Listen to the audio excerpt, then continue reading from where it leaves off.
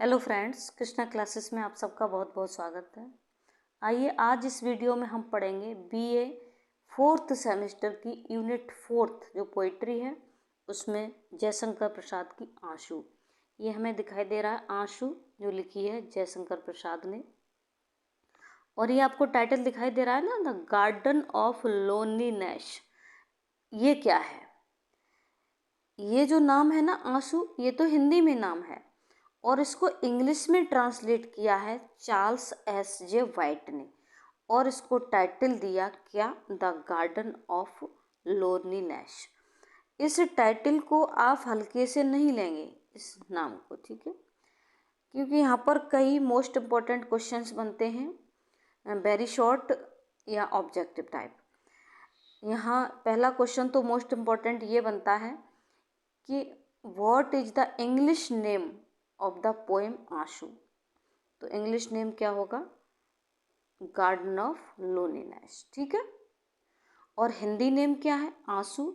और हिंदी में लिखा है इसको जयशंकर प्रसाद ने, और इंग्लिश में ट्रांसलेट किया है चार्ल्स एस जे वाइट ने, ठीक है। देखो इसका इंट्रोडक्शन में पढ़ाऊंगी आगे। देखो मैं आपको प्रत्येक वीडियो में एक इम्पॉर्टेंट स्टेंजा को पढ़ाऊंगी और उसका एक रेफरेंस, कॉन्टेक्स्ट और एक्सप्लेनेशन दूंगी, ठीक है। लेकिन इस वीडियो में हम थोड़ा सा आंसू का इंट्रोडक्शन भी पढ़ेंगे, उसके बाद हम एक्सप्लेनेशन पर चलेंगे, ठीक है। तो यहाँ पर अगर हम इस देखो ये जो इंट्रोडक्शन है ना, ऑथर, ये ऑथर का इंट्रोडक्शन अभी नहीं पढ़ाएंगे हम आपको। ऑथर के बारे में, जयशंकर प्रसाद के बारे में हम एक क्वेश्चन आपको लॉन्ग पूरा देंगे, ठीक है। हम सबसे पहले पढ़ेंगे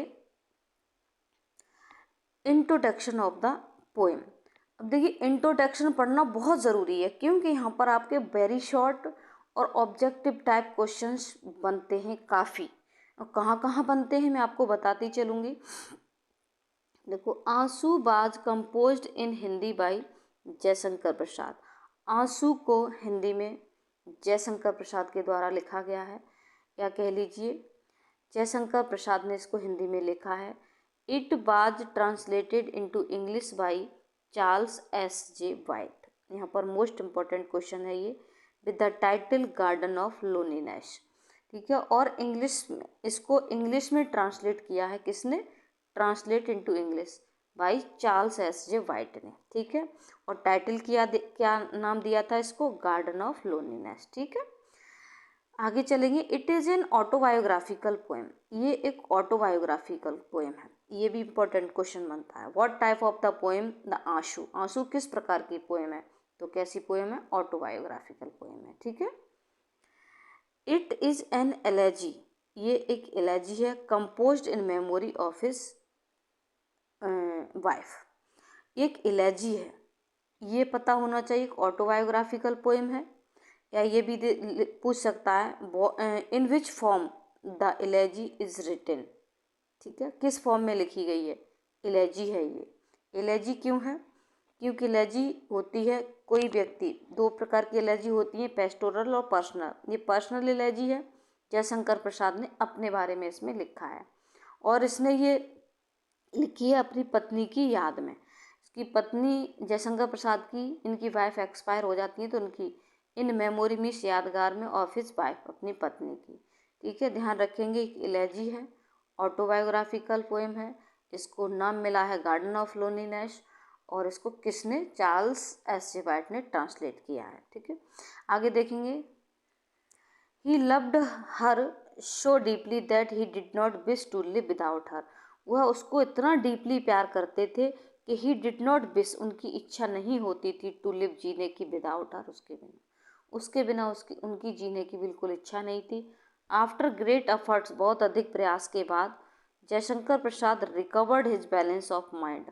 वह अपने माइंड के बैलेंस को रिकवर कर पाए, मतलब इतने मेंटली डिसऑर्डर कह लीजिए, इतने मेंटली अपसेट हो गए थे कि मतलब मुश्किल से बहुत प्रयास करने के बाद वो recovered his balance of mind.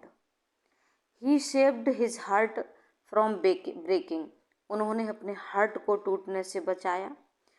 And rescued his personality from utter collapse, ठीक है, और ही सेव्ड, उन्होंने अपने हार्ट ब्रेकिंग को तो बचाया ही, और रेस्क्यू किया, बचाया, हिज पर्सनैलिटी, अपने व्यक्तित्व को, फ्रॉम मी, से अटर कैलैप्स। कैलैप्स का मतलब होता है ढह जाना, पतन हो जाना, समाप्त हो जाना, अत्यधिक गंभीर मतलब रूप से प्रभावित हो जाना, मतलब अंत की ओर चला जाना, ठीक है। आंसू is an account of his miserable condition. आंसू जो पोएम है, इन अकाउंट एक लेखा जोखा है, ऑफ हिज मिजरेबल कंडीशन, उनकी दयनीय कष्टकारी स्थिति का एक क्या है, अकाउंट है, लेखा जोखा है। एंड रेस्टोरेशन ऑफ बैलेंस, और उनका जो बैलेंस वो एक तरह से फिजिकली और मेंटली अपनी पत्नी के एक्सपायर हो जाने के बाद मेंटली और फिजिकली दोनों प्रकार से टूट चुके थे और बहुत मिस करते थे, उन्हीं की याद में उन्होंने ये पोएम लिखी है। तो रेस्टोरेशन ऑफ बैलेंस, ठीक है, मुश्किल से अपने बैलेंस को रेस्टोरेट कर पाए थे, वो पुनः सही व्यवस्थित कर पाए थे। प्रसाद कंपोज्ड इट इन 4 और 25। ये भी इम्पोर्टेंट है यहाँ पर कि प्रसाद ने ये पोएम 1924 से लेकर 1925 के बीच में ये लिखी थी, 1924 से 1925, ठीक है। आगे चलेंगे, आगे देखेंगे। ही published it's first addition in 1925। इन्होंने अपना प्रथम एडिशन 1925 में पब्लिश किया था। This edition contains only 126 stanzas. इस एडिशन में 126 स्टेंजास थे। The second edition was published in 1933 में, और इनका सेकेंड एडिशन जो था वो 1933 में पब्लिश हुआ था। एंड इट कंटेंट, इसमें कंटेंट थे 190 स्टेंजा थे। आंसू is also a lyric of love. आंसू क्या है, एक लिरिक ऑफ लव है, ठीक है, एक गीत है, प्यार का गीत है। It has all the qualities of lyrical poetry. इसमें सभी क्वालिटीज़ एक लिरिकल पोइट्री की हैं, लयबद्ध कविता की हैं। आप इसको पढ़ेंगे ना, हिंदी वाले स्टूडेंट्स तो हो सकता है पढ़ के भी आए हों। एक लय में इसको गाया जाता है गीत की तरह। It has strong emotions. It has, यह रखती है स्ट्रॉन्ग इमोशंस, भावनाएं, स्ट्रॉन्ग आइडियाज़, नहीं, great ideas, subjectivity of thoughts and feelings. Subjectivity मतलब वो आकृति, रूपरेखा या चित्रांकन कह लीजिए, ऑफ थॉट्स एंड फीलिंग्स।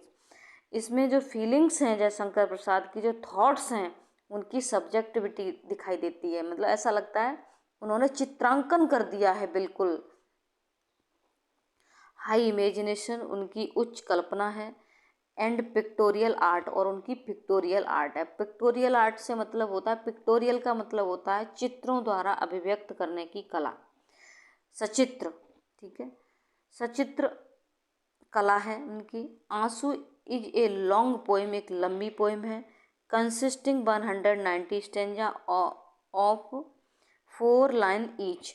मतलब इसमें 190 स्टेंजाज हैं, मतलब 190 स्टेंजा हैं, और प्रत्येक स्टेंजा 4 लाइन का है। इट में रफली बी डिवाइडेड इनटू 17 बुक्स। इसको रफली डिवाइडेड किया जा सकता है इनटू 17 बुक्स। 17 बुक्स में इसको डिवाइडेड किया जा सकता है। आगे देखेंगे, देखो मैं थोड़ा सा आपको दिखा देना चाहती हूँ इसकी बुक्स कितनी है और कैसे कैसे इसको कितने भागों में डिवाइड किया, कितने स्टेंजा किस में है, ठीक है। उसके बाद हम एक्सप्लेनेशन करेंगे इसका पहला, और मैं मोस्ट इम्पॉर्टेंट एक्सप्लेनेशंस दूंगी। पूरी पोएम तो बहुत लंबी है, पूरी पोएम पढ़ाने में बहुत समय लगेगा, और एग्जामिनेशंस आपके आ चुके हैं, और most important stanza with explanation दूंगी आपको, ठीक है। आगे चलेंगे, हाँ देखेंगे, देखो ये बुक नंबर है, स्टेंजा नंबर 2, स्टेंजा नंबर, ठीक है, नंबर ऑफ स्टेंजास। देखो ये दिखाई दे रही है हमें, बुक्स कितनी है? 1 2 3 4 5 6 7 8 9 10 11। ये देखो कुल मिला के कहेंगे ये 17 बुक्स हैं। कितनी हैं? 17 बुक्स हैं। और कौन सी बुक में कितने से कितने तक स्टेंजा हैं? मतलब जो बुक नंबर फर्स्ट है उसमें 1 से लेकर के 4 स्टेंजा, मतलब उसमें टोटल 4 ही स्टेंजा हैं। और बुक नंबर जो 2 है ना उसमें 5 से लेकर के 15 तक स्टेंजा हैं, मतलब टोटल 11 स्टेंजा हैं। इस तरह से यहाँ से आपका मल्टीपल चॉइस क्वेश्चन या कह लीजिए ऑब्जेक्टिव टाइप क्वेश्चन या वेरी शॉर्ट टाइप भी पूछा जा सकता है। तो आप इस चार्ट को एक बार समझ ज़रूर लें हल्का सा, ठीक है। तो इसमें टोटल नंबर बुक्स ऑफ कितनी है? 17 है। और टोटल नंबर ऑफ स्टेंजास कितने हैं? 190 स्टेंजा हैं, 190 स्टेंजा है, ठीक है। आगे अब इसके एक्सप्लेनेशन को देखेंगे। देखिए ये दिखाई दे रहा है आपको इम्पोर्टेंट एक्सप्लेनेशंस। तो इस वीडियो में मैं पहले स्टेंजा को इसको पढ़ाऊँगी और प्लस समझाऊँगी इसको, इसका रेफरेंस, कॉन्टेक्स्ट और एक्सप्लेनेशन दूँगी। बहुत अच्छे से समझाऊँगी आपको। देखो फर्स्ट स्टेंजा है, इस करुणा कलित हृदय में अब विकल रागिनी बजती, क्यों हा हा कर स्वरों में वेदना असीम गरजती। ठीक है। In this piteous hurt, in this piteous hurt, इस पिटियस करुणा कलित, इन मीस में, दिस मीस, इस पिटियस मीस करुणा कलित, हर्ट मीस हृदय में। करुणा कलित का मतलब है इस करुणा से भरे, दुख से भरे हुए हृदय में। पिटियस का मतलब दुख से भरे हुए, करुणा से भरे हुए हृदय में अब विकल रागिनी बजती, now the Kripal Ragini place. Now the Kripal Ragini place का मतलब है अब, ठीक है। विकल का मतलब होता है परेशान कर देने वाली, शरीर को अपंग बना देने वाली, ठीक है। ये इधर दिखाई दे रहा है विकल, हिंदी में विकल लिखा है, इधर लिखा है कृपल। तो कृपल का मतलब होता है कि शरीर को क्षतिग्रस्त कर देने वाली, शरीर को अपंग बना देने वाली, मतलब बॉडी को एक तरह से परेशान कर देने वाली। रागिनी, रागिनी मतलब, रागिनी का मतलब होता है एक राग, संगीत, प्यार का एक संगीत, ठीक है। रागिनी, प्ले मीन्स बजती। तो इन द कृपल देखेंगे, now the Kripal Ragini place, मतलब अपने हार्ट की बात कर रहे हैं, उसके हृदय में पत्नी के मर जाने के बाद, मतलब उनका हृदय इतना क्षतव्यस्त हो गया है, इतने परेशान हो गए हैं उसकी याद में, क्योंकि उन्हें बहुत डीपली लव करते थे अपनी पत्नी को। तो अब वो कह रहे हैं इस करुणा कलित हृदय में, जो हृदय है ना वो किसका हृदय? हृदय बता रहे हैं अपना स्वयं का हृदय, मतलब जयशंकर प्रसाद का हृदय। तभी तो ये पोएम एक ऑटोबायोग्राफिकल पोएम है, ठीक है। तो विकल रागिनी बजती, इस शरीर को क्षतग्रस्त कर देने वाली रागिनी प्यार की संगीत बज रहा है, क्यों हाहा कर स्वरों में, क्यों, वाई, ठीक है। Why does the moon of its notes, ठीक है।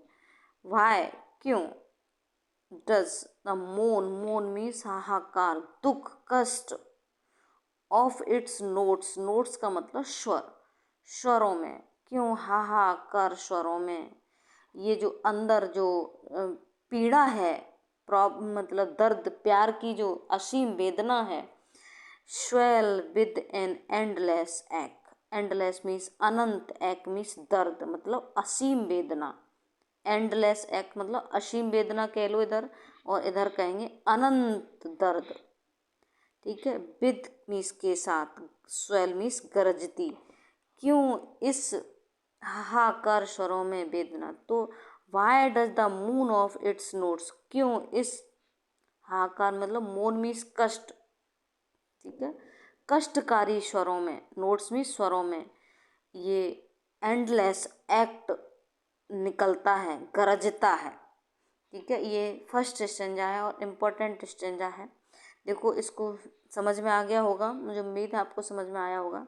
तो इसकी एक्सप्लेनेशन को देखेंगे। देखो इसको समझने की कोशिश करना। ये तो इसका हिंदी वर्जन है, हिंदी है जो जयशंकर प्रसाद ने लिखी है, और ये इसको ट्रांसलेट किया है चार्ल्स एस जे वाइट ने, वो है ये, ठीक है। तो मेनली तो हमको ये पढ़ना है, ठीक है, मुख्य रूप से तो हमको ये पढ़ना है, लेकिन हम आपको ये इसलिए बताएंगे क्योंकि इसका मतलब आपको समझ में आ जाएगा, तो ये तो आप अपने आप ही समझ जाएंगे, ठीक है। तो देखेंगे, देखो रेफरेंस है, ये थोड़ा सा ड्यू रिकॉर्डर मोटा चल रहा है, अगली वीडियो में इसको सही कर लूँगी, हो सकता है आपको समस्या हो रही हो। These lines have been taken from the book number 1 of Jaishankar Prasad's famous poem आंसू। These lines have been taken from the book number 1। ये जो लाइन्स हैं, ये वाली लाइन्स, ठीक है, ये कहाँ से ली गई हैं? बुक नंबर 1 से ली गई हैं, जो जयशंकर प्रसाद की फेमस पोएम है आंसू, उससे ली गई हैं। इसी तरह से आपको एक्सप्लेनेशन देना है एग्जामिनेशन में, ठीक है। The book first consist of 4 stanzas of 4 lines each. जो बुक फर्स्ट जो है कंसिस्ट रखती है 4 stanza, 4 stanza of 4 lines, 4 line के 4 लाइन के 4 लाइन के 4 स्टेंजा इस बुक में है। कौन सी में? बुक नंबर 1 में। ये भी कुछ चीज़ें ध्यान रखने वाली हैं कि पता नहीं कहाँ से किसी भी कॉन्सेप्ट को हमें डीप एंड वाइड अगर हम पढ़ लेते हैं तो कहाँ से ऑब्जेक्टिव टाइप क्वेश्चन बन जाए, कुछ पता नहीं है। कॉन्टेक्स्ट देखेंगे, these lines express deep pathos of the poets heart. ये लाइन्स एक्सप्रेस मीन्स व्यक्त करती है, डीप मीन्स गहरा, पैथोस मीन्स होती है करुणा के भावों को उत्पन्न करने वाला वर्णन, करुणा उनकी, और पोइट्स हार्ट, पोइट के हृदय में जो करुणा है, करुणा के भाव हैं, ठीक है, या करुणा उत्पन्न करने वाली फीलिंग्स हैं, उनको व्यक्त करती है। His heart is filled with agony caused by limitless pain. उनका जो हृदय है, हिज हार्ट मीन्स उनका हृदय जयशंकर प्रसाद का, इज फिल्ड भरा हुआ है, विद एगोनी किससे? कष्ट से, दुख से भरा हुआ है, कॉज्ड जो किसके कारण है? लिमिटलेस पेन, अनंत दर्द के द्वारा ये उत्पन्न होता है, अनंत लिमिटलेस पेन के द्वारा इसको कॉज किया गया है, इसके कारण है ये, लिमिटलेस पेन के कारण ये क्या है? एगोनी के साथ उनका हृदय भरा हुआ है। The pain is given by untimely death of his dear wife. जो पेन इज गिवन, दर्द जो उनको दिया गया है, बाई अनटाइमली डेथ, समय मतलब अनटाइमली मतलब बिना समय के, ऑफ हिज डियर वाइफ, उनकी जो पत्नी एक्सपायर हो गई अनटाइमली, मतलब जो उनकी मौत जब नहीं होनी चाहिए, मतलब उस समय नहीं होनी चाहिए मौत, उस समय वो मर गई, तो उससे उनको बहुत भारी गहरा सदमा लगा, ठीक है। असमय, या कहेंगे हिंदी में कहेंगे असमय मौत, अनटाइमली का मतलब असमय मौत, ठीक है। तो उनकी जो प्रिय पत्नी थी, हिज डियर वाइफ, उनकी प्रिय पत्नी की असमय मौत के कारण जो दर्द दिया गया है, ठीक है, उस लिमिटलेस पेन के कारण ही उनका जो हृदय है तो इज फिल्ड विद एगोनी, दुख से भरा हुआ है, कष्ट, तीव्र वेदना से भरा हुआ है। एगोनी का मतलब होता है तीव्र वेदना, पीड़ा, कष्ट, एगोनी का, ठीक है। आगे देखेंगे, एक्सप्लेनेशन देखेंगे। The poet has lost his dear wife, her untimely death has made him impatient. Impatient का मतलब होता है अधैर्य। द पोइट हैज़ लॉस्ट, कभी खो चुका है, हिज डियर वाइफ, अपनी प्रिय पत्नी को, हर अनटाइमली डेथ, उनकी असमय मौत, उसकी असमय मौत ने, हैज मेड बना दिया है, हिम मीन्स उनको, इम्पेशेंट मीन्स अधैर्य, ठीक है, अधैर्य बना दिया, उनके अंदर धैर्य नहीं है, वो एकदम विचलित हो गए हैं, क्या कैसे, कहाँ देखूं, कहाँ पाऊं उसको, उनका दिल, हृदय दुख से भर गया है। His heart is filled with deep agony, उनका हृदय डीप एगोनी से भर चुका है, तीव्र वेदना से भर चुका है। ही इज अपसेट, वह परेशान है। ही शेड्स टीयर, वह आंसू बहाते हैं, बट लेकिन the almighty do not appear, almighty do not appear sympathised with him. और जो ऑलमाइटी है, भगवान है, डू नॉट अपीयर, अपीयर नहीं करता, सिंपैथाइज्ड मतलब अपनी सहानुभूति विद हिम, उनके साथ, मतलब वो आंसू भी बहाते हैं, लेकिन प्रकृति को, भगवान को, ऑलमाइटी किस लिए, सर्वशक्तिमान, सर्वशक्तिमान मतलब भगवान, ठीक है, को भी उस पर सिंपैथी नहीं होती, दया नहीं आती, सहानुभूति नहीं होती। देयर इज़ नो एंड, कोई अंत नहीं है, टू हिज पेन, उनके पेन का, दर्द का ही, बीप स्वर होते हैं, but tears go in when, लेकिन जो आंसू हैं वो व्यर्थ ही चले जाते हैं। ठीक है, इस तरह से हमारी ये पहला जो स्टेंजा था उसका रेफरेंस, कॉन्टेक्स्ट और एक्सप्लेनेशन हमने पढ़ लिया है, और इसको पढ़ाने से पहले हमने आपके इसके बारे में, पोइम के बारे में बता दिया। अब दूसरी जो इसकी वीडियो होगी उसमें अगला स्टेंजा होगा, most important stanza with explanation. मैं आपको प्रत्येक वीडियो में इम्पॉर्टेंट स्टेंजा को उसको पढ़ाऊंगी, पहले उसका रेफरेंस, कॉन्टेक्स्ट और उसका एक्सप्लेनेशन दूंगी। इस तरह से मेरी कई वीडियो इसकी हो जाएंगी, ठीक है, और एक वीडियो में शॉर्ट आंसर टाइप क्वेश्चंस दूंगी पूरे, ठीक है। थैंक यू, जय हिंद, जय भारत।